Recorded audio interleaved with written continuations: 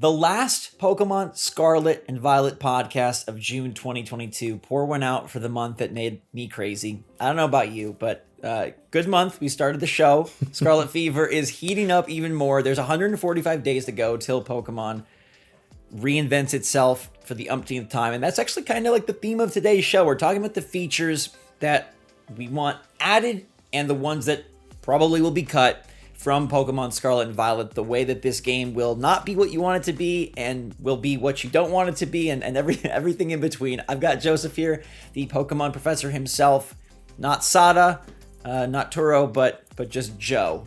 Professor Joe, ready to... just Joe. Yeah, that's I think you're building a reputation here. We have, Riddler Coup, we've got Professor Joe, so yeah, we're in good shape. We got some Riddler Coup gibberish to talk about. We've got a direct coming and Pokemon's presence in that to talk about, and also legendary backpack. So what's going on, everybody? Thanks for being here. Thanks for supporting the show. We will get this up on other platforms for audio appeal sooner rather than later. Trying to get it this week, but this is episode 4, and we have 4 things to talk about. So it doesn't get more perfect than that. I gotta love the positivity beanie that you're always rocking for us here. Much appreciated. Thanks for... Have to, it's just in these trying times, we gotta constantly remind ourselves to smile. That was a lot deeper. I'm just bald and don't want the light reflecting off my head too much. But hey, we can go with that first one and say that's what it is. But yeah, let's just tell the people it's because we want to brighten their day and transport them to the world of Pokemon.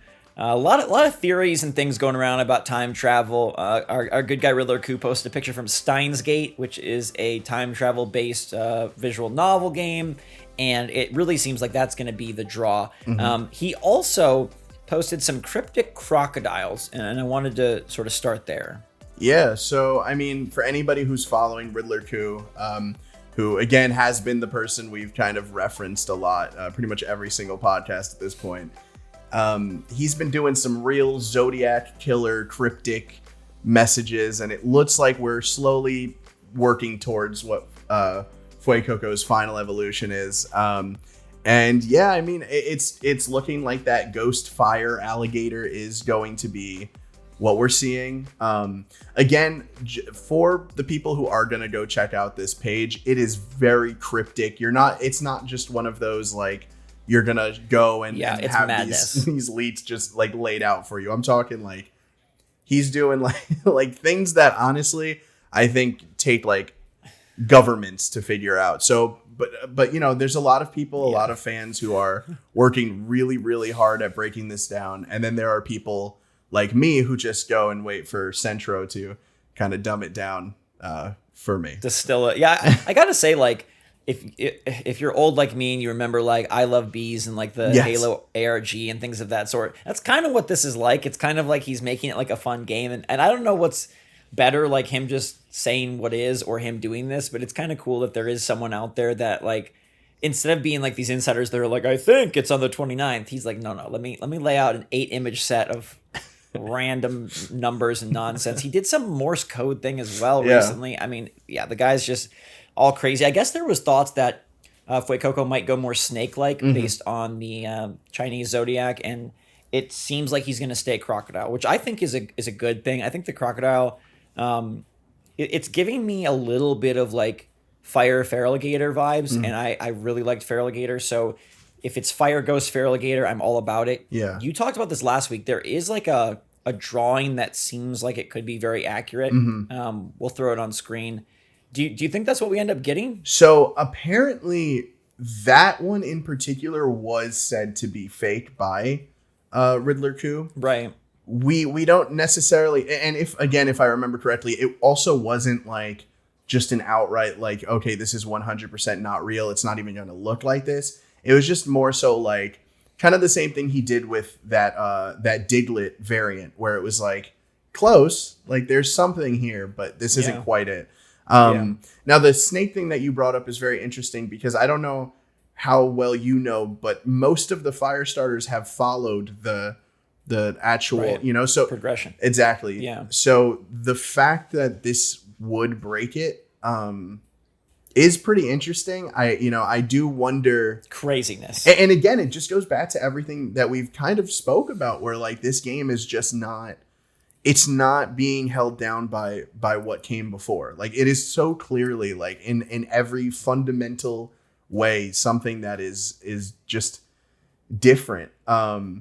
So I think that, if you're following these leaks, again, which I do think it's fun, I almost like Riddler Coup has to be some Game Freak employee who's just really bored and wants to slowly get everybody on board. Because I feel like the way that it's being done is so fun and so like it doesn't hurt the game at all, because it's an ARG. That's exactly what it is, and it's something that like a lot of people are, it's really keeping everyone's attention. So again, like we say it all the time, but seriously, I do recommend checking out the Twitter. Even if you're not someone who likes puzzles and stuff, like just check the comments out. You'll see a bunch of people who are like using as much as they can to build this leak. We're almost like creating the leak ourselves with just kind of little bits and pieces of information. So it's been cool, man. I've been really enjoying watching it. And the community is like way smarter than I would have ever given any of us credit for. So that's been awesome. Yeah, Riddler Co. He's the lunch lady at Game Freak, and he just listened into the conversations and piecing it together. It's pretty awesome, and maybe less awesome is the direct that's supposed to be happening this week. First, it was a big direct, then it was a partner direct. Now it's somewhere in between. It seems like we're going to have a Nintendo Direct partner mini, which implies third-party focus, but still Nintendo. That's supposed to happen on Tuesday the 28th, which is in like 48 hours. A lot of people saying, Pokemon won't be there. Probably wasn't even going to be at a general direct, but I went back and watched the last mini from March of 2020, and Sword and Shield did get a decent chunk there. It was actually their final news of the day was talking about the expansion pass content, showing off Urshifu. Do you think that this is an opportunity then to get more Pokemon out in front of us, especially because that recent trailer was so cryptic? Yeah, I mean, I think one thing that a lot of people have to remember is even though Pokemon is obviously a first-party title and one of Nintendo's like babies, the Pokemon Company and Game Freak do not handle their news the way Nintendo does. So it appearing in this is something that I never even for a second was like, this isn't happening, even if it is a third-party showcase. Pokemon is going to drop when it drops. Like, you know what I mean? Like it's they don't really need to follow any particular thing as long as the information's coming out. And we are approaching the time, because again, the way they do this is not like random. This is things that they have to plan out, months ahead. I'm positive we're going to be getting something either at that direct or early August, just because that just lines up with every other Pokemon release that we've seen. We're only a couple months away from actual drop, so it's like at this point we only know 5 Pokemon, 3 characters, and like nothing about the game. We're gonna hear something soon. So I would love to see it. Am I going to hope Tuesday? For it? Yeah, exactly. Am I hoping for that? Yeah, absolutely. I think that would be that. Number one, it would be awesome because then we have something to talk about. That would be new footage or at least information. But also just like it's about time. It's we've been waiting and if they drop anything, that'll pretty much save June for me at least. So gosh, it's been psycho. Just to touch on that a bit, like the direct has been so up and down. Nintendo refuses to do things normally, and a lot of it is centered around like, is there more game releases besides Pokemon? Pokemon obviously is the highlight. That's going to be the tentpole for November and for the fall. But does Nintendo have more? And I feel like this week they either have to let us know that there is more, or they have to show us stuff about what is coming. Because right now we're kind of Splatoon 3 is like, why does that exist? People are very unsure of what's new about that. Scarlet and Violet sure as heck is new, but we don't really know how or why exactly. We know there's gas stations and 4-player. Beyond that. So I'm hopeful. I did in my predictions say that I think something will be there. But TBD on that. We do know that customizable backpacks are in this game, though, because there was a nice little pre-order perk. Woo! Let's go. Who needs that Foot Coco Evolution when you got this digital backpack? Pokemon Center is offering with your pre-order a bonus gift of a digital code for an in-game backpack. The best part about this is when I sent this to Joseph, he thought that it was a real backpack. He got real excited for a second. I was like, that's awesome. A thing to put my Switch in when I go around. Nope, it's just a digital backpack that'll probably be what the main one looks like, but colored different.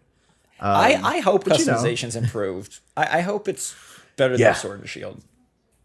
Definitely. Sword and Shield was a step up, but it wasn't a step up from like other games. It was a step up from Pokemon, which is, as far as customization goes, it really does change game to game. Like, I think the outfits in Sword and Shield maybe weren't the best, most, unique outfits that you can have. There were some really cool things, and the DLC did also add some cool stuff. But then you had on the other side, you had something like Diamond and the Diamond and Pearl remakes, which, we were speaking a little bit about. Those had like really cool outfits, but they were all like preset designs. So like you can have like a painter outfit or like that like cool like techno outfit, but that's you can't mix and match. It's the whole thing. So I think hopefully we're getting, and I'm sure we are, because this is a mainline series, like as mainline as you can be. It's the first 9th gen. I do think we're going to get a big upgrade on customization. I mean, we've even seen like better hair options. As far as like the skin options go, we've been pretty good on that since X and Y. I want to say they've given like a fair amount. Hair's always been a little tough though. I think it's always like, maybe 6 types. And then the outfits always have the problem of being the same thing, but just different designs on it, which is not the best. Well, especially for this being a 4-player co-op game, it feels like character differentiation is more important than ever. I mean, I'd love to see them have body type options. I mean, not every trainer has to be 5'7" and skinny, so we could have different things there. And I think for the 4-player co-op, that would be really nifty. You already have a lot of different options with the enemy trainers, so just let us basically...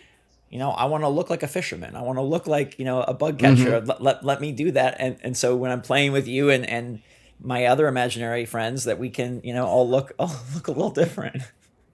Yeah. No, it's funny too, because in the original games, if you ever went to like the just the way battles and trading used to work is you couldn't just do it anywhere, like go into the menu. You had to go to the Pokemon Center, had to go upstairs. Both of you had to go into the same room, basically. But they always had this cool mechanic where you actually set what you looked like to the other players. So you can be like an ace trainer, a fisherman, the karate guy, like all of that. You could set that. And then when you're in your, friend's game, that's how you looked. And I don't even remember that. It's really so cool. Weird. Yeah, it's so well because I don't even think you had to do it. If you didn't do it though, it was like you were just like the bug catcher, like the little kid. Of course. So like So I do think like what you're saying is something that they've probably even thought about, but just haven't committed to, because I think the idea of it being like a 10-year-old boy or girl is just something that is so rooted in. I want to that be they an don't old want to be man. like Me and Professor Sada teaming up to take things back to how they used to be. Get off my lawn. Go back in time.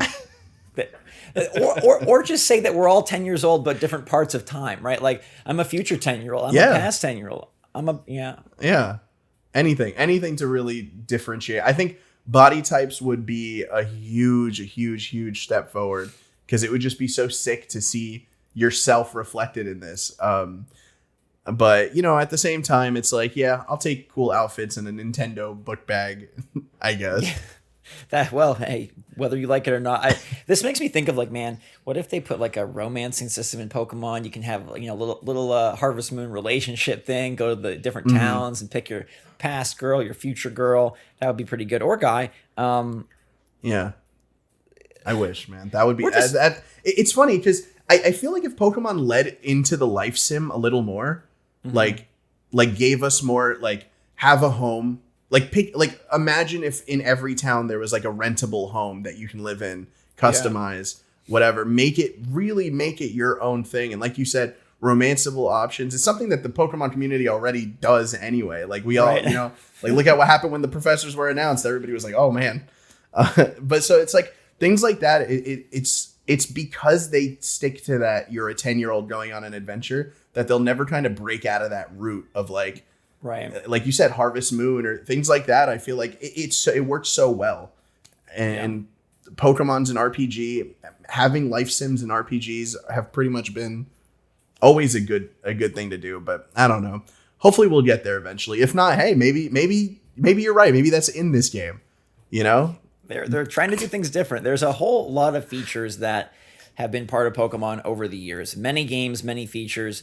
And I think one of the strangest things about Pokemon, and you kind of helped illuminate this to me, is like for a series that is committed to staying the same, man, do they like to take things out and put things in and take things out and put things in. For a game that wants to always be, someone's first Pokemon, there are a bunch of differences that I think maybe get glossed over when you're just looking at, okay, hey, pick your starter out of 3, go with the professor, catch and all that. There's actually a lot of differences. And one thing with Scarlet and Violet being sort of this catch-all is which ones of these are going to be there, which ones might be brought back, which ones might be removed. Mm-hmm. And no one better to discuss this with than you, because you have these committed to memory. But everything from Campion Sword and Shield to beauty contest and unique catching apricorns and secret bases. What do you think about some of these things that will for sure be removed, will for sure be there, and which ones you want to see them incorporate for this best Pokemon of all time? Yeah, so I mean, the good thing with Pokemon in general is, as much as people want to say it's been a stagnant series, one thing that they always have done is tried to throw these curveballs. And we talk about this a lot, because I do think the narrative that Pokemon Company and Game Freak don't want things to, kind of rattle the fan base. I don't necessarily think that's true, because as you've mentioned, there's been so many mechanics and so many changes to main series games that, like, you have to admit they always have a curveball.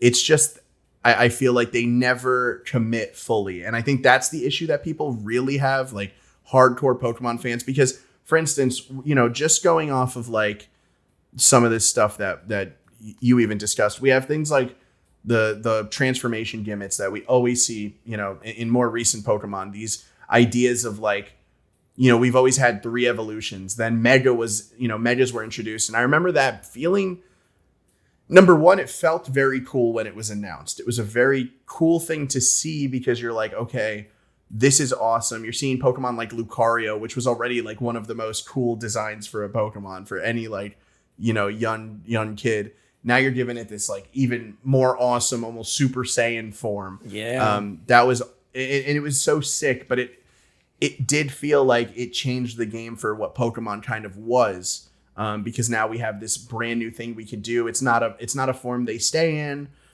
which almost, in my opinion, worked better for the series. Like, I think it's cool that it's more of like a in battle transformation only. So there's that. Then you have Dynamax. You have the primal forms, which are kind of like Megas, but not really. Things like that, I can't imagine would come back, at least in that same form. Now, the reason I say that is because, and we've kind of already hit the nail on the head, I think, personally. I'm going to really back up our words in that one podcast with you. I believe it was the second episode where we were just kind of talking about ideas. And, you made like a great, observation, where what if it was the ability to have a future and past version of your Pokemon?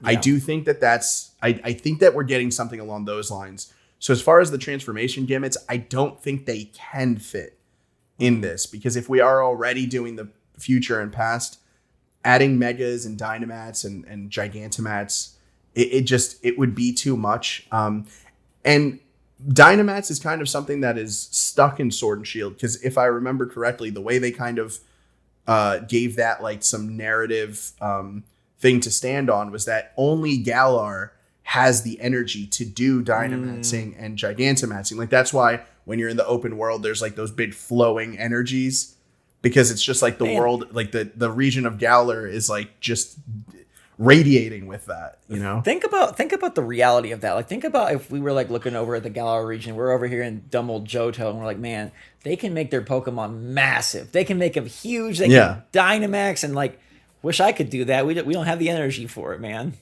Yeah, it's just strictly you're not born in the right place. Sorry, get over it. But it is an interesting thing though, because it kind of does Game Freak's job for them of being like, well, why doesn't it exist in another region? It gives a narrative reason, like you said.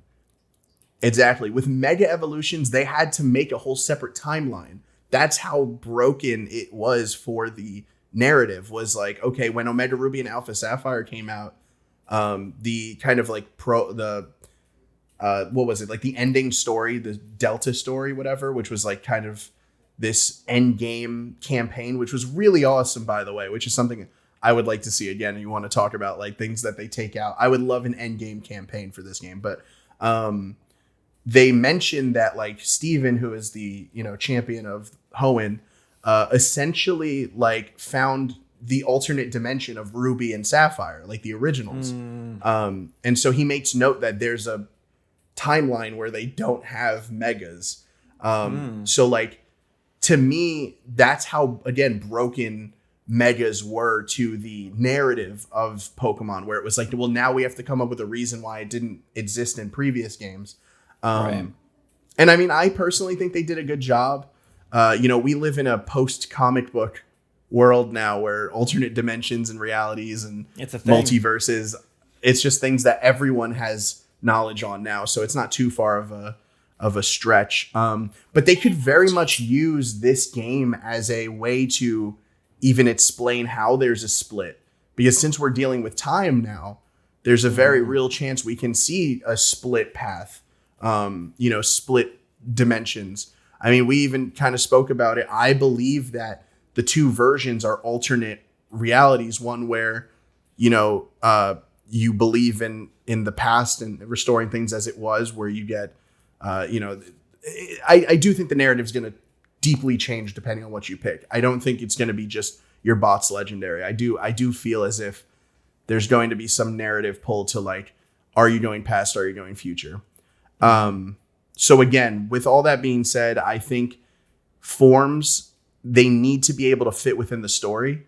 And I don't see Megas and Dynamaxing and Gigantamaxing really working here. I would like to see them. It would be cool to see new Megas, but I don't think this is it. I don't think this is the time.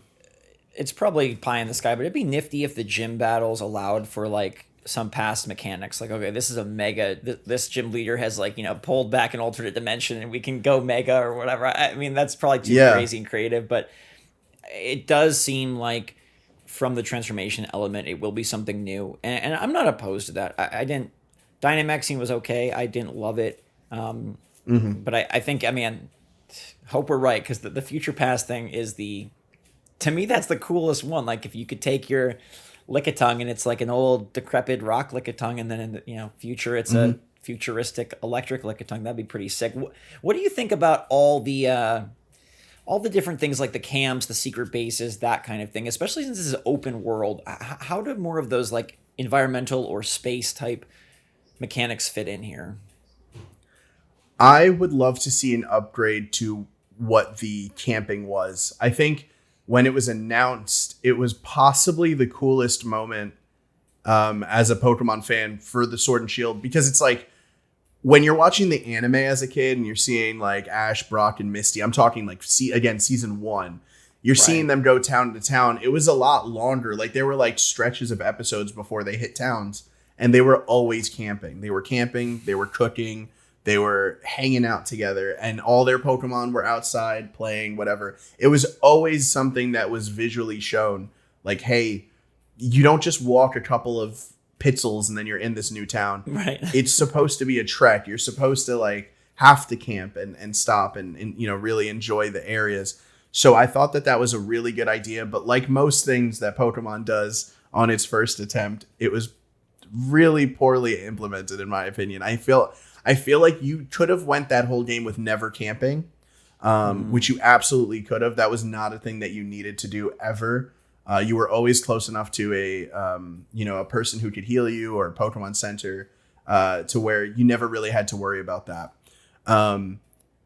And with it being 4-player co-op now, how cool would it be if you guys need to heal, everything's a little too far, you're just like, you know what, let's just set up camp real quick, manage together all the stuff you have to make whatever recipe to heal your Pokemon, and then just be on your way. Like, that to me really is Pokemon. Like, it really gives that adventure feeling. And then you have secret bases, which it was so cool as a kid, because you can always, number one, you were able to leave your mark on the physical world. If you liked an area, you could have made it your own. Like, I remember going around to, like, in Ruby and Sapphire, there was this really cool area where it was like right before, or it was right after the, like, flying gym.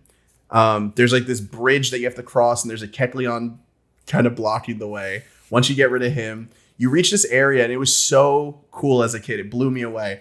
It's basically like a bunch of trees, and it's a small opening, and there's, like, water on the ground from, like, rain, and you can see your reflection as you run across it. And, like, on a Game Boy Advance, I was like, whoa, this is the future of gaming. Reflection. And I would always set up my base there. Because it was so pretty. And I was like, oh. So, like, it was always cool, because then it became a place of note where you're like, oh, I could go in here. I can, decorate it. It's mine. And then if you connected with your friend via, like, the link cable, their base was also in your world. So you were able to go there and see their base and, like, battle them with what their team was the last time you connected. It was just a really, really cool idea. And it's something that I don't know can really work in a 3D space as well. I mean, I'd have, I'd have to see it done, because I don't think there's anything that's really allowed for that. Like, an open world game that has allowed you to really carve out a part of the wilderness to be your base. That's something that, like, we haven't seen done. So if it is here, that'd be sick. But they'd have to really want to reinvent some stuff. But yeah, and with the Poke Bars, the Poke gas stations, it feels like that's going to kind of be your overworld hub for healing and all the sorts of different things that you would normally do. And so I don't know if camping fits, but it does seem like it would be nice to have some sort of way for your Pokemon and your co-op partner's Pokemon to interact, to engage in some way. And it, we talk about Legends Arceus and how much it is like this or how much it isn't, but it does feel like they more and more move towards it being as much of a living, breathing world as possible. So I would hope that there's some way to leverage the fact that, like, my team and your team should do more together than just battle. Yeah. No, completely. Because I think at the end of the day, the thing that makes this game work is going to be how, like you said, how, like, is this a living, breathing Pokemon world? That's, again, like, when we're talking about, like, the Legends series that I hopefully, does branch off into a series, but the Legends Arceus, the reason why that game felt so good was because it felt like you were entering the Pokemon's domain. It felt like it was this living, breathing world with these kind of biomes that only made sense for the Pokemon living in it. Again, like, this game is being made by essentially a different team. So, like, I don't know that the same, like, design philosophy is going to be there, but hopefully we get a world where we're interacting with Pokemon in an interesting way again. Hopefully it's not just run into them, battle them, and that's it. I do want to see, like, some type of, like, I don't know, just any way to interact that makes it more interesting than what it is. Because, like, I mean, like, like what I said in the episode where we first brought up kind of, like, why I loved Legends Arceus was the first time I threw all 6 of my Pokemon out and saw them just being out there. That was, like, mind blowing to me. Just right. Seeing them hanging out and interacting. So if we can do that, and I thought that was way more engaging than Pokemon camps anyway. Because I was able to run around. I was able to see them. I was able to, like, place them. And it was the only thing I couldn't do was, like, pet them and feed them. But, like, at the end of the day, seeing them move around and interact with one another alone was already such a big pleasure. So I think bases and camps are probably not coming back. Would be cool though, but I don't think this is the one. What about throwing what I would Pokemon out? Oh, go ahead. Oh no, let's stick with that because it does sound like that's gonna. I was gonna kind of, like, switch it up a little bit, but Okay. I was just gonna say, like you had a question about that. Yeah, we assume that they're not doing like real time catching. So does that eliminate the chance to then pop out your Pokemon in real time? Like, does that sort of confirm that that's not? I don't know, because I do know. I think there was a scene of like you getting followed by your Pokemon. Like if I remember correctly, there was pretty sure a clip of Pikachu kind of running alongside the trainer. I don't know if that was a wild Pikachu or if that was like a partner Pikachu, but if they are doing the like your Pokemon could run around with you, I don't think they'll let you throw out a Pokemon. Yeah, I think it'll be probably like what they do usually, like what they did in Sword and Shield's DLC, where whatever your first Pokemon is will come out and follow you. Which that brings up a whole nother kind of janky thing is, I don't know how much you played of the DLC for Sword and Shield, but it was not fun having your Pokemon follow you. It was actually very, very bad. How come? Because like the thing is like, it was, number one, it was broken. If you had like a small Pokemon following you, for some reason, they felt the need to have it like actually move at its speed in real life. Like, so like if I had a Caterpie following me, for instance, it would essentially like literally crawl. So if I get on my bike, what you would see is you would move kind of like 10 feet, it would go back in its Pokeball and then teleport to you. No. So like it was just this really kind of broken mechanic. Yuck. And I don't know, it's like that's just something that I don't want to see, really. Yeah. It is weird how these games sort of like, I mean, cannibalize might be too aggressive a word, but like they do sort of like combust upon themselves of like, okay, well, because we're doing this, we can no longer do this. And because this idea that worked well last time, we can no longer, at one point they had Pokemon Snap in Pokemon. Bring that back. That's the interactivity I want. Photo modes are all the rage. Give us this Pokemon Sun and Moon. Walk up to the fence and peek through it. It's just interesting how things just come and go.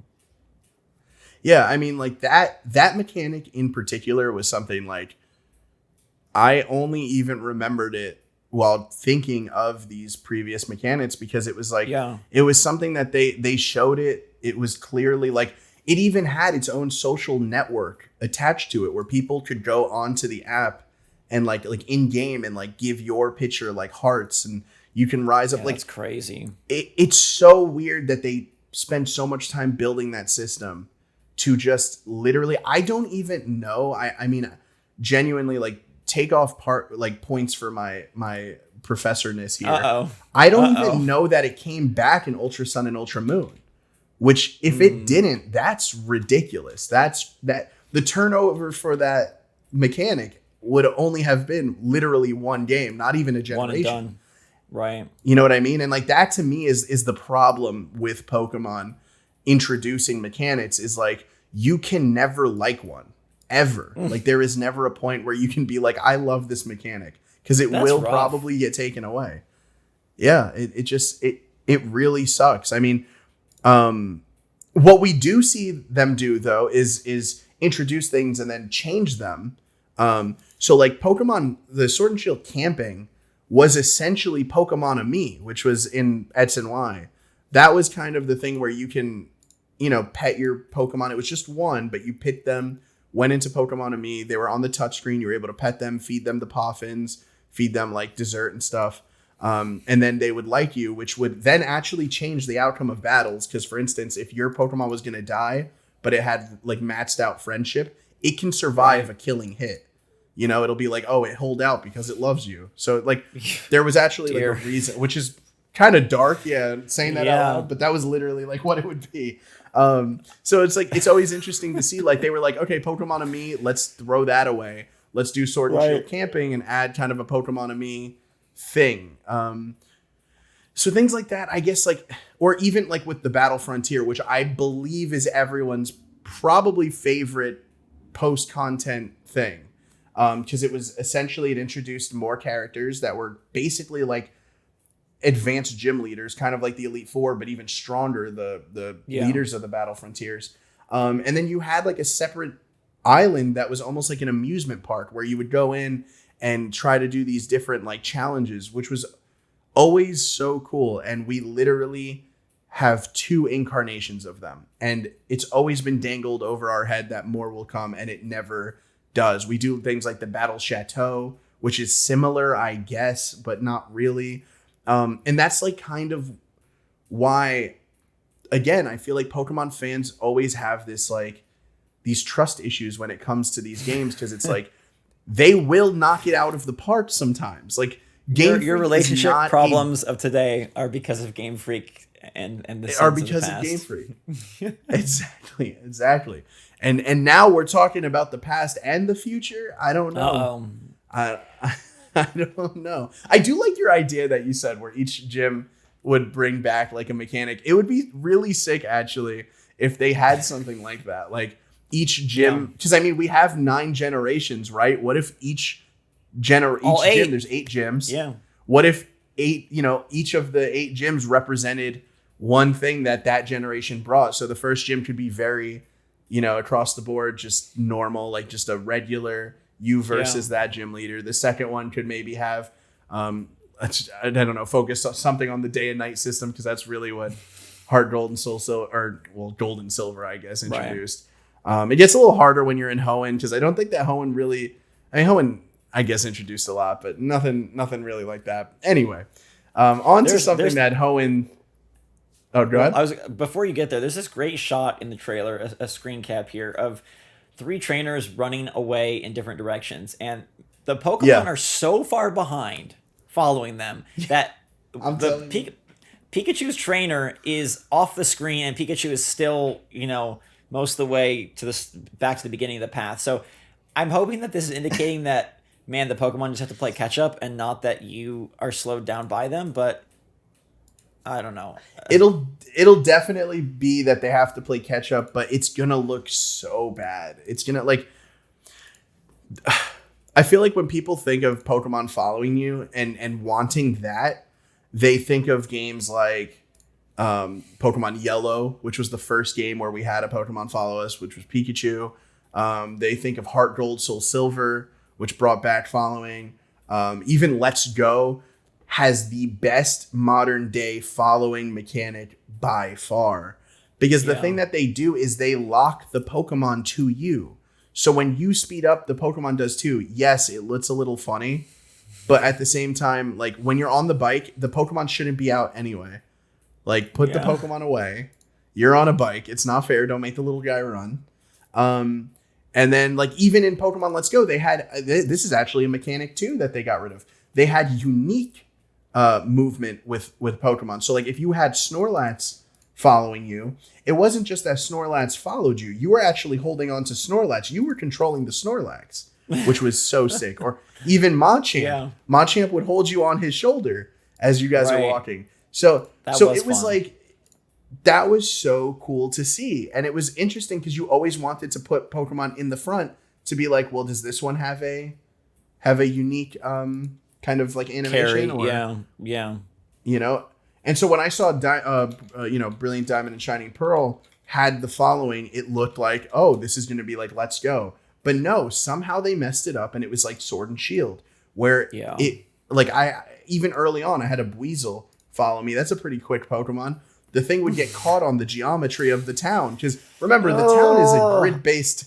The town is a grid-based town, but now you're giving us like 8 directional movements. It's different from how it was. So it's getting stuck on stairs, and I'm like all the way over here, and then it has to teleport to me, and it pulls me out of what like that is. That's why in Legends Arceus, it's like the Pokemon don't follow you, but you can throw them out to like have them just kind of exist for a little bit. So like, I don't know. I think the Pokemon following thing is something that I think people think they want, but when your Pikachu is 10 miles behind you, and imagine if you're on the motorcycle. Right, you're riding like Miraidon, and like? Gosh. Take us to Hoenn. Let's get out of this follow conversation. Yes.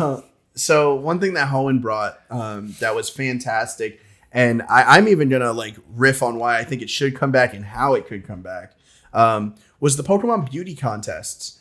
It was something that was like 100% not necessary. You did not have to do this, but it was so cool because if you beat it, your Pokemon would get like ribbons. And the cool thing about these ribbons is that when you transfer them to future games, those Pokemon still have them. So like in my Sword and Shield, I have a Swampert that I had back in my original Ruby, or in my original, my original Ruby. Wow. Yeah, and he has attached to him all of the ribbons for beating the Elite Fours up until then, all the beauty contests from then. So it really feels like he's been through it with me, you know, and I love the idea of that. So beauty contests were just kind of an extension of that. One thing that I do wish that Pokemon did, and this is more of an anime fan than a game fan where I'm coming from with this, is in the anime, they make it very clear that being a Pokemon beauty contest participant is the equivalent of doing the gym challenge. It's just a different kind of route. Field. So like, exactly. It's a different field, which is something that I wish Pokemon did more often. I wish that you had the option to be like, I want to be a Pokemon professor. Because again, going back to the anime, you know, Ash and Gary were rivals to be the best Pokemon trainer. But Gary along the way was like, I don't really want to battle. I want to find new species. I want to be like my grandpa and do all this stuff. And then you had like May and Dawn who wanted to be the champions of the beauty contest. So it was always cool to me that it felt like a world where you, like, Pokemon are obviously the most important things in this universe. Everything is built around them. But it's cool to be like, well, I want to do it this way. I want to do it this way. And this game being a 4-player co-op where everyone goes on their own journey would have been such a cool opportunity to use that, where maybe your journey, Zach, is to be the greatest Pokemon beauty contest champion, and mine is to do, you know, research. So I'm doing stuff that's like in Legends Arceus, where I'm just capturing a mass amount of Pokemon to learn about it. You're out here trying to, you know, do the championships for the beauty contest, and then we could have someone else, one of our imaginary friends, you know, going through the gyms. Yeah, obviously, I like that. And I don't think you should get locked out either. Like, if you want to do all of them, you can. But I think it's cool to be like, well, what's your run through of this? What's your playthrough looking like? Like, what are you doing? Or even like just like a you know, a small job system where it's like, okay, you get plus 10%, you know, rare Pokemon. Like if you're going for the professor job, you have a plus 10% finding a rare Pokemon out in the field. Or if you're going beauty, plus 10%, you know, different things like that would be pretty neat to sort of not divert the entire game, but specialize the characters in this co-op world. And I think like that's future Pokemon. Like we always say, this game is going to change it forever. I think in a co-op open world, you do have more possibility to diversify. It doesn't have to all be about the gyms. Will that still be like the driving force of the campaign? Yes. But you could have these options where people are, you know, almost building a team. And I could see Pokemon come Gen 10 or Gen 11 eventually getting to that point where it's like, okay, we're formed together because you're the beauty expert and you're boosting our team this way. And I'm the battle expert, I'm boosting the team this way. Now that's some nifty thinking. Yeah. And I think that just also goes back to what you were saying earlier with, like, you know, the discussion we had was having Pokemon introduce more life sim elements will only benefit the series, because the whole point is it is a role-playing game. And as fun as it is to just watch the numbers go up and play through this story, it's like, really, if we're kind of breaking down what makes games fun, it's that, you know, the availability of choice, like the fact that our playthroughs can be so different, but when linked together creates something that is beneficial to both of us. Like you said, like if we had a team of one person who is focused on battling, one who is focused on the beauty contest, and one who is focused on research, it's like you create a dynamic where everyone feels like important to the journey, but also everyone has a different story, which makes it more fun. And it creates those stories where, like, when you're on the schoolyard and you're telling your friends about it, you know, like, it's so much more fun when everybody's story is different, because it lets everybody kind of have a unique draw to their journey. So I do think, like you said, in a couple of generations, probably we're going to start to see things like that more fleshed out. If this works out, if this game works out and they see 4-player co-op is something that is really fun and really enjoyable just to the core of what Pokemon is, then I think they may push things in that direction where like, okay, well now how do we give the individual player more agency in their group? It does seem like a natural step up. But again, this is Pokemon. So like what I'm afraid of is Gen 10 removes 4-player co-op and then it's going to be on a list like this, you know? like what are the chances for that now? Right. So like, yeah, I mean, that's kind of my thought on that. And then another thing just tying into it kind of is one thing that we saw come and go that was kind of like a little promise to this was the drop in and drop out co-op of Let's Go. Yeah. That was something that was clearly, you know, I don't want to say half baked because I don't necessarily think it was something that they threw in. It was half baked in the sense of like 100% that was not a co-op game. It was equivalent to the little brother controller that like Sonic 2 was, you know, like, yeah, go ahead, control Tails. You can't leave my sight. And if you do, nothing happens. And like you could take as much damage as possible. But at the same time, it was cool to be able to like, oh, I want to play Pokemon Let's Go. I have a friend over. I can't because then they're just kind of sitting there. Yeah. Here's the other Joy-Con, you know, just run around with me, I guess. But like the fact that didn't come back in like Brilliant Diamond, Shining Pearl doesn't make sense to me because three games technically with Sword and Shield, Brilliant Diamond.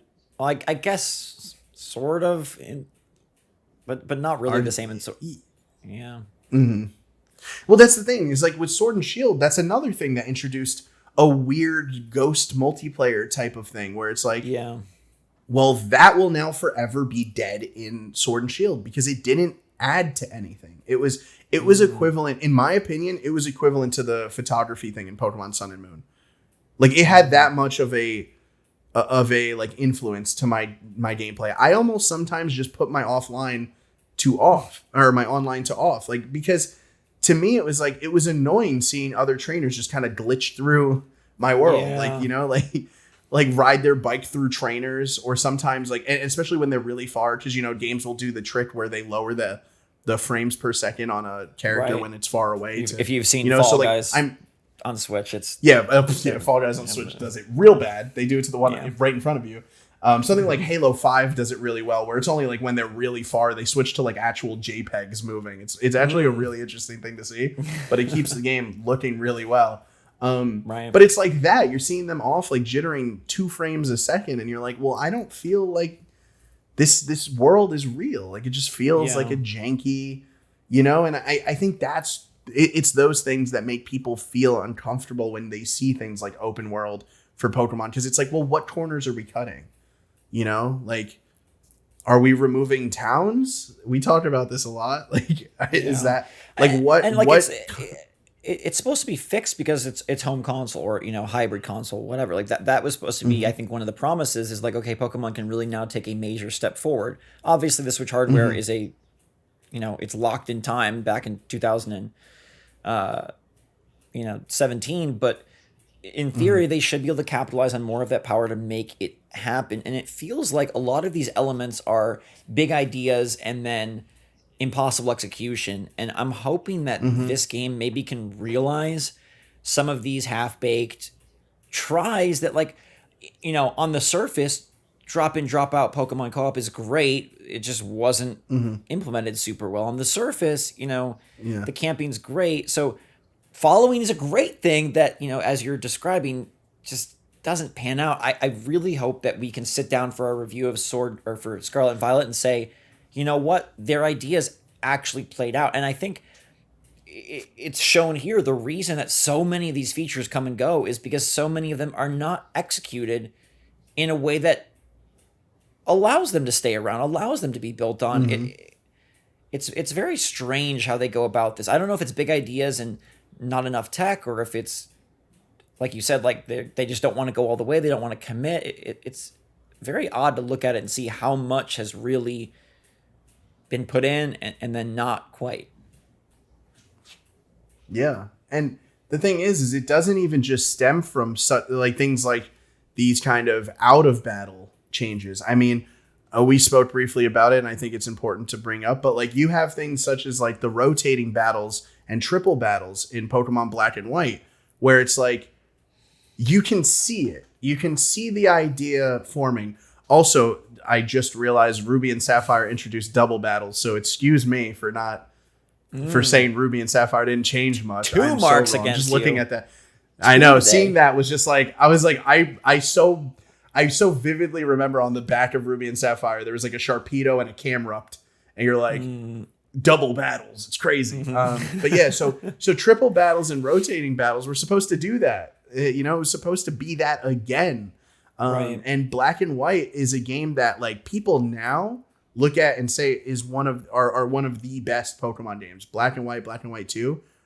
We finally hit that. I mean, it always happens every, you know, like when Omega Ruby and Alpha Sapphire came out, everyone thought that like Ruby and Sapphire were the best Pokemon games. Looking back, Diamond and Pearl, same thing. So now that we're approaching Gen 5 remake, we're at the point where everyone's like, yo, Black and White was crazy. It was a fantastic game, but we are seeing that. So it's like, to me, it's like, even when you have a game knock it out of the park, which Black and White did do, you still have things that die. Like they left this in literally in those games. It has never reached outside. And granted, I didn't find them very fun. It was a lot of like, it became too confusing having that many mechanics in a battle, especially with the rotating. It's very tedious when a battle could go from like maybe, you know, 10 minutes to 20 now, just because. And I'm talking against like NPCs, not even like, you know, not even like a real player. So imagine rotation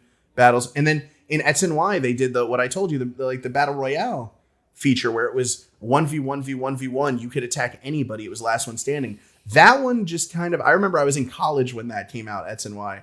And I remember me and my friends would play like, you know, in between classes, and we would just pick one friend to bully and get them out immediately.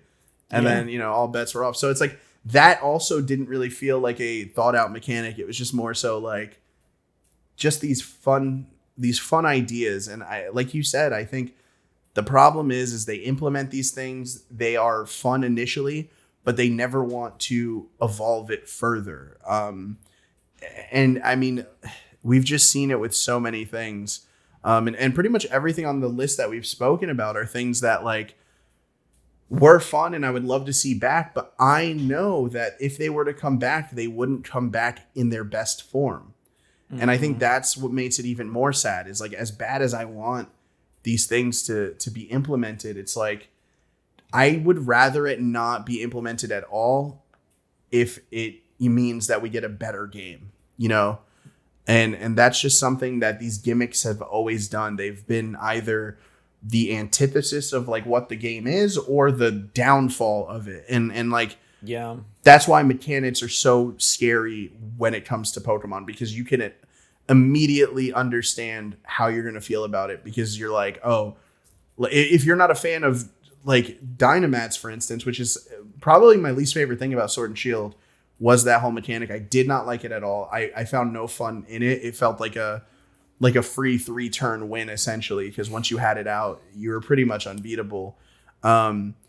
It just felt like every time there was a battle that, and the worst part is with every gym battle, their last Pokemon you knew was going to be like a Gigantamax. So it's like, It's always like, oh, what's the big boss kaiju at the end of this battle? The only one that was different was the Dark Gym, which was really fun and my favorite gym, actually, because the guy just straight up doesn't allow Dynamax. He's like, we're going to fight just one-on-one like this. That was such a cool story moment because it got rid of a mechanic that I wasn't a big fan of. And it's like, that's kind of sad that my favorite gym is my favorite because it excluded the main gimmick of the game. Very weird. What do you think about, you know, sort of more of the Pokemon move gimmicks, or maybe not gimmicks, but just HM, Z moves, things of that sort? Where do you see that going for Scarlet and Violet? HMs, I think we found where they should be. I think we really kind of made them work. You know, originally they were moves that you had to teach to Pokemon on your team. And for some strange reason, they were like undeletable, essentially. Like the only way to get rid of an HM on your Pokemon is to go to the move deleter and delete it that way. You couldn't like teach another move to delete it. So HMs used to be this big burden that, rather than making it like Metroidvania type of style of exploration where you get this thing that now opens up the map. You needed a physical Pokemon on your team to learn this undeletable move. Yeah. Just to be able to progress. So like you would have your team of all legendaries and a Bidoof because you needed surf, strength, and like cut. So like it was always the worst thing. And the HMs are not like great moves either. Like they're strong moves early game, but later it's like you don't want to have cut on a Pokemon. So then when X and Y came, they kind of evolved that into the like Poke Helper system, which, like if you needed strength, you would call in your Machamp, he would move it for you. And it was rental Pokemon, so they weren't on your team. It was just things that you would call in. It was like Uber essentially for Pokemon. And funny enough, Sword and Shield did the same thing where they literally had that where you would get picked up by a Corviknight. Instead of using Fly, they literally was a taxi service that flew you around. So I think that those are probably the direction we're going to go in with HMs, where even Brilliant Diamond and Shining Pearl had a very interesting way of doing it, where you did learn the HMs because they couldn't really necessarily get rid of that. But it wasn't your Pokemon that ended up using them, which was weird and didn't make much sense, but I liked that they did it. So like if I needed to use Cut, a random wild Bidoof would come and do it for me, essentially, rather than it being someone on my team, which was kind of nice. Because again, I didn't have to waste those move slots. But definitely weirdly implemented. But that one gets kind of a pass because it was a remake and they had to find a way to make that make sense. In this game, though, I imagine HMs are completely gone. I hope we go down the same route where it's like we can get the helper Pokemon or like the way like Legends Arceus did it, for instance, where you didn't get HMs, you got the Pokeflute summons, right? Yeah. Those were HMs. I think that's probably where it will go, and I'd love to see even more traversal ones. I want like a launch option, throw me up on this huge cliff, a grapple option, suck me up to this mountainside. It's open world, so capitalize on the fact that you do have freedom of movement. It's not going to be like Breath of the Wild where you have a stamina meter, so find other ways for us to reach different surfaces and different, tiers and different levels. I think that would be really awesome. And I would love to see more, if this is non-linear, what if it does sort of allow, maybe not full Metroidvania, but progressively, okay, I went to this gym first, so I'm able to access these areas first, and like I can help you get over here. Okay, now I have this cut or whatever, so like I can, regardless of how it's actually executed, I can get you into this area, come on, where you couldn't because you did that gym, last or whatever. I think that, I don't know if that sounds frustrating to you, but to me that would be neat to sort of have the world unfold in a bit of a different order depending on how you chose to play. Yeah, I mean, because I think people think when they hear open world that everything is accessible immediately, and that's never really the case with open worlds. Any of them, even Breath of the Wild, a game where you could technically beat the game in its opening minutes. Even then, like it's a possibility, but really, like to do that, it takes mastery of the game already and an understanding of the mechanics that you wouldn't have just starting. So like, it's not really something you can do. So with Pokemon, I feel like it could be the same thing. Well, Pokemon also has something fantastic in place that they always have, and that is the Elite Four. You cannot battle the Elite Four without 8 gym badges. So it's like already there's lore reasons why you can't just beat the game in seconds. So I think allowing each gym to do what you said and kind of offer you a way to traverse someplace else is really nice because, yeah, sure, we could access maybe all the gyms, but maybe each gym gives you access to something cooler. Like if you beat the fire gym, you get like a hazard suit or a Pokemon that can like maybe allow you to walk through like a lava themed area, like something like that. I feel like is something that they could easily implement, but we just have to kind of see, I guess the big thing that makes it impossible to kind of guess what they're doing mechanically is what is it that the gyms offer? Like, why are the gyms important to this region? Why are they important to the world? Because until we know that, we don't necessarily know why we're even doing them, because I feel like with most regions, the whole point is you want to be the best trainer,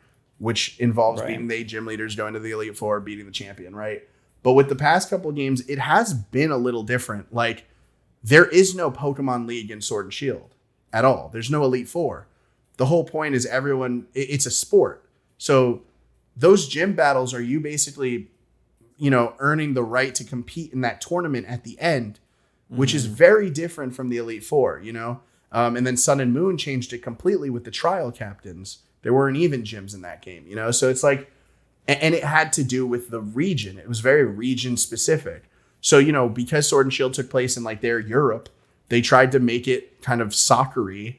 That's why the outfits look the way they do, is because they were kind of going that sports, direction. So it's very ingrained in what the region is, what the story is, that makes the gyms what they are in recent Pokemon. So that's why it's like, to me, I don't know where the gyms play a place in this, because it looks like we're going past future. Obviously, that's clearly the motif that's going to be going on. But with the region being Spain, what are the gyms? Like, where are we going with this? Are we just trying to be the best Pokemon trainer? Because again, that really hasn't been the goal of the previous games. It was more so like, yeah, we're trying to be the best, but kind of like in Sun and Moon, the point was creating the first ever Pokemon League in Sun and Moon, because Alola never had a Pokemon League. So that's why, and this actually, funny enough, ties into a mechanic that was taken away. The point of Sun and Moon is building the league. They want to turn the trials into the gyms, essentially, because Alola is like the furthest from what we know as like a Pokemon region. It's basically just 4 islands put together. But they want to, like, Kukui, the professor of the region, wants to make it like the others, where we have gyms and a Pokemon League. So it ends with you kind of becoming the first ever champion of Alola's Pokemon League. So canonically, your trainer is the first ever champion of Alola. And what's cool about that is there was actually a mechanic where anytime you beat the Pokemon League again, instead of challenging the previous champion, you sat in the champion seat and a new trainer would come in to challenge you. And it would always be like a very cool, important character. Like your rival would show up. The professor would show up. The leader of the evil team would show up. They had some cool, like, random strangers that would, like, overly designed would show up and challenge you. Sometimes it would just be a really strong trainer. So it was a really cool mechanic, because for the first time you were the league champion and you had to defend your title. And that was really cool. And it fit with the theme of the game, because again, the whole point of the game was you becoming the first ever champion. So it's like, where does that fall into place in Scarlet and Violet? Like, is it the league? Is it a normal league? Like, are we finally back to just 8 gyms, go through Victory Road, battle the Elite Four? Or do we have a new mechanic in place? Like, it's just so impossible to figure out what they're doing with this. Genuinely. Yeah, and how then is there an interesting mechanic where they can, you have the grass badge, I have the fire badge, somehow we can benefit our 4-player co-op, by having those. Is it traversal? Is it command of types? I think back to the wheel of the different types that we saw in the initial shot, that's like kind of like the stained glass area, and then they have the wheel of types. Is there something about that of, I don't know. I guess we need more to sort of uncover exactly how that's going to work. But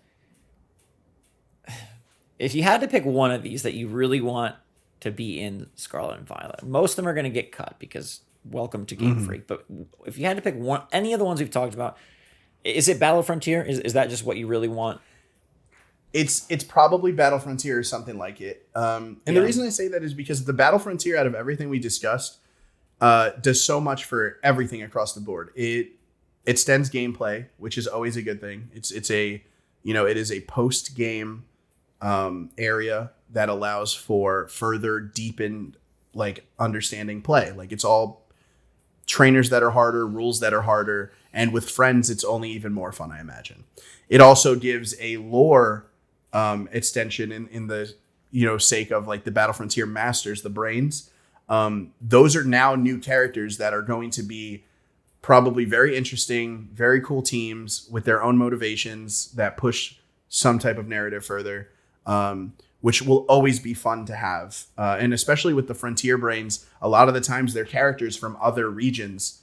And so you get to really extend the cast of characters and maybe even call back to more fun ones. So again, right there you have a gameplay reason, a story reason, and then of course the coolest thing about the Battle Frontier is the fact that it now extends the world in a way that the main game can't. Because the problem is with Pokemon, it always falls into the same kind of story beats in the fact that as you're playing, the first, I want to say maybe 5 badges are always, it's just you getting your badges, but there's an inkling of something happening, So maybe you'll get your first badge.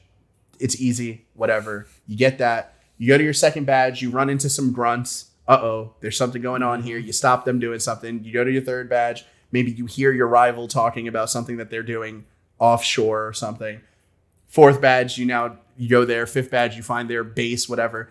Usually by the 7th badge, you catch your legendary. So 7th badge, you get your legendary. Then you go to your 8th badge, beat them, Victory Road, Elite Four. It's always been that. What the Battle Frontier did to that was, boom, you did that. You did your whole story. Suddenly now there's this new goal. This place where like the gyms, the Elite Four, nothing. Those trainers were literally nothing to these Battle Frontier trainers. It raises the stakes, but not in a way that makes it like, oh, I got to go fight a Pokemon god now. It raises it where it's like, I need to fight these trainers who have proven themselves so strong that they're literally isolated in this island where they need to they own these battle facilities. And it was always such an interesting thing to do. And again, each Battle Frontier kind of had its own mechanics where in this one you had to rent Pokemon. So you had to pick your team and rent it and see how far you went. In this one, you could only take level 50 Pokemon and, whatever. So there's always, it's always interesting with the Battle Frontier because it's always something different. They take the rules of Pokemon and they mix it in a way that's fun and allows for further, again, experimentation. So to me, it just offers everything across the board. Yeah. Which is why I would want it. But for you, for instance, I feel like maybe it would be more interesting because you have more of the games, I guess what's the word I'm looking for? You probably, as someone who doesn't just care about Pokemon lore, would want something that benefits the gameplay more, which to me is probably more beneficial to have than just something that kind of the fans want, Honestly, and I think we'll have to have a separate discussion on it because it's a really big topic, but for me, it's just how are they going to handle content? Because I would love to see them really treat this game more as a platform. And a world where, hey, every month or every other month they bring in a new Battle Frontier. That would be sick. That would be so sweet. And with their how they handled Animal Crossing, how they handled Sword and Shield, just what they decided to do with this, being an open world game, being a 4-player game, I think there's a lot of possibility, a lot of room for error, and so a lot of sort of that post-launch path, whether it's endgame content, DLC, that to me is going to be the most interesting. Yeah. Honestly, you talk about some of these features and so many of them are half-baked. It's just if you're going to, like you said, if you're going to do them right, because I don't know if I want any of them back in their sort of almost their way. Yeah. The co-op is really interesting. I'm curious how that works, but the Battle Frontier does sound really good, and I hope we get some insight onto where they're going with this. The next trailer's got to be the descriptive one, so fingers crossed that it's this week. Hopefully, man. Hopefully. What are the chances? I guess as a final kind of thing to discuss, what are the chances that, and this is something that I do really think we need to kind of discuss now ahead of time, is what if this really is just a game that is 4-player co-op? You just go to the gyms, beat them, go to the Elite Four, beat it, and that's it. What are the chances that seriously they are reinventing what it is to be a Pokemon game, but they are making it bare bones in terms of no gimmicks, just what Pokemon Red and Blue was with 4-player co-op? What are the chances that is the case, especially with them using the words precious adventure? I that's kind of the thing that stays in the back of my mind all the time is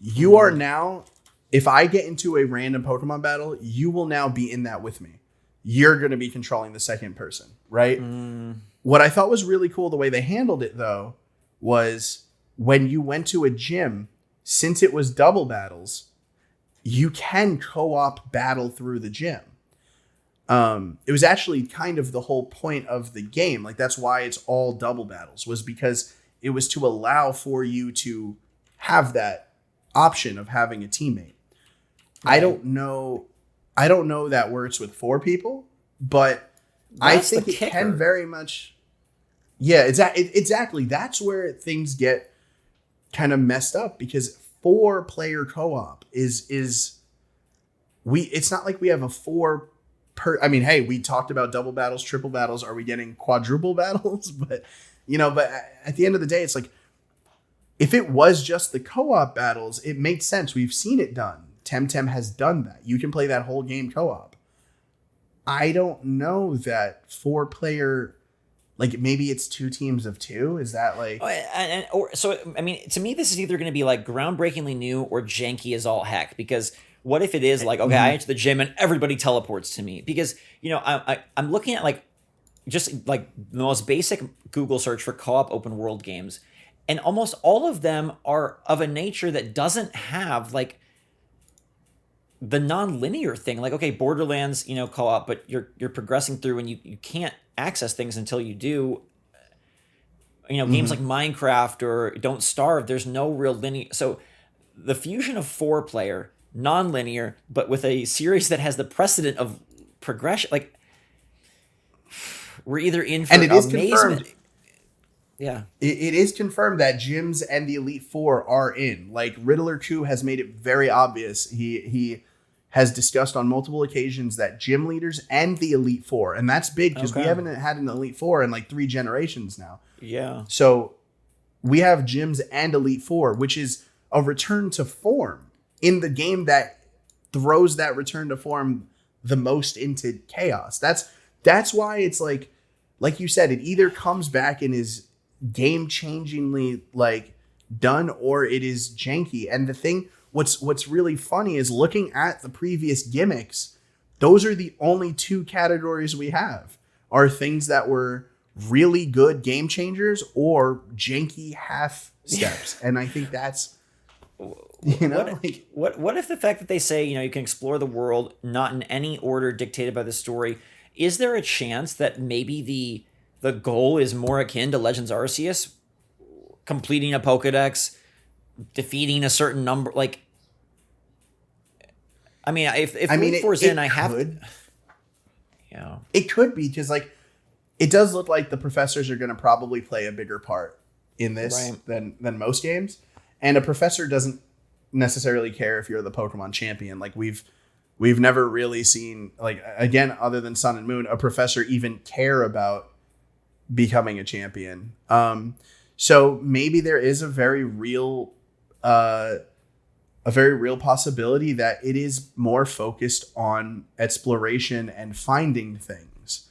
I could, I think maybe the gyms could serve more as a pit stop than a necessary.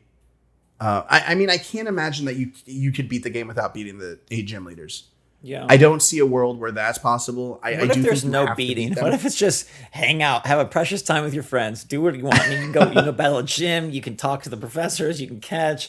There is, like, the fact that there's non-linear, there's like literally no end. It's just exist. Oh man, I get. You see, the thing is though, is like, I'm sure that could work in a non.